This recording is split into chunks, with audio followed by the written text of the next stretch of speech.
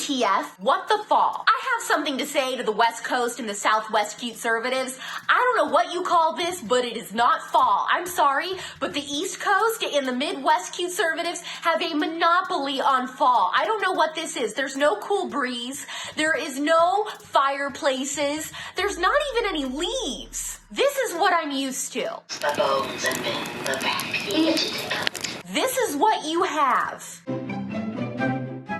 Not that that's bad, but it isn't fall. Well, you know what? At least the weather's turned. Oh, sweater weather. Sweater weather. Sweater weather. Oh, God, I would love Finally, sweater weather. Sweater weather. It's about time. Oh, it's about time. Sweater weather. Sweater weather. Oh, Finally, thank sweater weather. God. Our King Doggface208 got an epic delivery from one of my favorite brands, the Katie Hill scandal, and what Elisabeth Moss has to do with it. Sophia Franklyn is back from the abyss, and we kind of are going to dive into a little bit of a scandal that Perez Hilton dropped on us about Jessica Simpson and John Mayer. It's a jam-packed show. Hope you strapped in. I'm Alex Clark, and this is POPlitics, the Crib Diaries.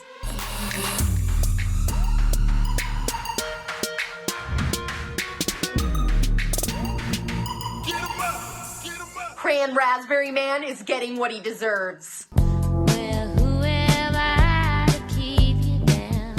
Ocean Spray hooked up Nathan, aka Doggface208, with a brand new truck chock full of all different flavors of cranberry juice and a new skateboard. My burps taste like cranberry juice. I've never been so jealous of anybody in my entire life. I hope you know that I drink either cran apple or cran grape juice every single day of my entire life, and I have since I was a kid. I am not exaggerating. It's okay. It's just my supply of cranberry juice. Do you remember the super juicy scandal involving Representative Katie Hill last year? Sounds scandalous. Some pics came out that implicated her in a throuple situation with her husband and a former female staffer. I want a three-way. There were pics of her naked with a Nazi tattoo, naked smoking a bong, naked brushing this chick's hair. It was wild. On the upside, I think she had a really good time. Then Katie blamed it all on her husband, said he leaked it all as revenge porn, claimed that they were in an abusive relationship, and people wondered, is she telling the truth or is she just trying to blame him and throw him under the bus for it? Do you think there's any chance she could be telling the truth? Well, it was announced this week that a memoir written based on Katie's life is now going to be produced into a streaming movie, and Elisabeth Moss from The Handmaid's Tale is going to play Katie. You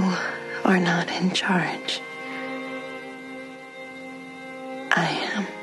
Here's where things get crazy. Katie's old government Twitter account was allegedly hacked by former staffers who said that they were disappointed in Elisabeth Moss and everyone involved in this production. They said, what happened to Katie shouldn't happen to anyone, but this moment requires more nuance, as Katie Hill's story, our story, is also one of workplace abuse and harassment. They said that Katie can be both a victim and a perpetrator and is not a hero to women. It's about to go down. They literally Me Too'd her on her own Twitter. I truly believe in karma. Sophia Franklyn, the former other half of Call Her Daddy, just crawled out of whatever hole she's been hiding in since April and announced that she has a new podcast coming out. Just be straight up, dude. No one wants to hear your spiel. It's called Sophia with an F, and nobody really knows what the subject matter is supposed to be about. If it's going to be interviews, pop culture, life stuff, nobody knows. I'm here to tell you right now, we don't care. Let me tell you. Unless she's going to open up and tell us what happened with Suit Man and if they're still together or not. That is what the people want to know. Do I have to spell it out for you? Okay, update on what I've been watching. American Murder, The Family Next Door on Netflix. Yeah, it's the Chris Watts story. If you don't remember who they are, he killed his wife Shanann and their 2 daughters in Colorado. It's like the most disgusting story ever. Good documentary though. I'll give it 3.5 stars. I liked it. Definitely a recommend. If you're into the true crime thing, the thing that I don't understand about the Chris Watts story, why didn't this guy just get a divorce? I think about, like, did I cause this? Did I make her feel like she needs to leave? she said things were bad and that she didn't know what was going on with Chris. Like, and the thing is that nobody had any inclination that he would ever do anything like this. It's just so bizarre. I mean, they weren't necessarily getting along or having the best marriage, but it was just like, to kill them and the kids, it's just wild, man. Wild. He had this little girlfriend on the side. All he had to do was file for a divorce. That's it. Now his whole life is ruined. He's behind bars. The girlfriend had no idea that he was doing that. She was just as shocked as everyone else when his wife went missing, and he didn't even tell her that he had a wife. Scum of the earth. Next. No thanks. Okay, this next thing is definitely conservative, but there's no way that I can memorize this, so I'm gonna have to use my laptop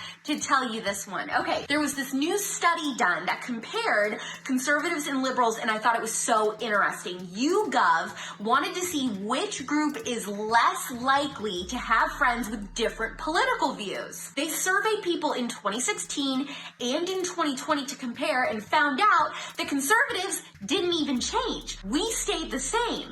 But nearly a quarter of liberals say they are not friends with anyone who has different views than them, which is a 14-point rise from when they were asked the same thing in 2016. Stereotype busted! What does this mean? It is proof that it's not conservatives who are trying to divide the country. Love today's Freak of the Week, and I truly saved the best for last. I said certified freak. 7 days a week. The Freak of the Week this week is Jessica Simpson and John Mayer, courtesy of Perez Hilton. Oh my God. Perez Hilton has a new tell-all book out called TMI, My Life in Scandal. And of course, he talks about his own life, but also spills all the celebrity. Okay, so just bear with me on this one. He says that in 2007, after co-hosting a party with Christina Aguilera, they all went to this nightclub, and Jessica Simpson and John Mayer were in the VIP section. Perez sits down, and John Mayer gets up and sits himself in between Perez Hilton and Jessica Simpson and tells Perez that he likes gay X-rated flicks and then starts making out with him. While that's happening out of nowhere, Jessica Simpson looks super embarrassed and is hiding behind her hair looking down, casually giving an over-the-pants to John Mayer while he's kissing Perez. This is my shocked face. Now, if you read Jessica Simpson's autobiography, Open Book, then you know that her and John Mayer had a bizarre relationship, but she did not share any of this. So either Perez is lying or she decided not to share this part. Probably because she was too traumatized and embarrassed. I'm done. The POPlitics team is actually off on Monday for Columbus Day, so we're not going to be back with an episode on Monday. There will be one more Crib Diaries episode back on Tuesday. So if you don't mind, like this episode before you go anywhere. We work really hard putting these out, even in sickness. Comment below what you thought about today's episode. Jessica Simpson and John Mayer, do you think that story's true? Do you think it's not? Little Cranberry Man, we love to see it. Also, don't forget to share this episode with 2 friends who you know haven't discovered POPlitics yet. We are pop culture without the propaganda. My name is Alex Clark, and this is POPlitics.